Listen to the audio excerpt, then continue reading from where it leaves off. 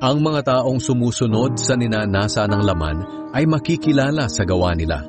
Sexual na imoralidad, kalaswaan, kahalayan, pagsamba sa mga Diyos-Diyosan, pangkukulam, pagkapuot, pag-aaway-away, pagkasakim, pagkagalit, pagkakawatak-watak, pagkakahati-hati, pagkainggit, paglalasing, pagkahilig sa kalayawan, at iba pang kasamaan.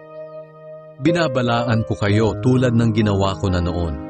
Ang mga namumuhay ng ganito ay hindi mapapabilang sa kaharian ng Diyos.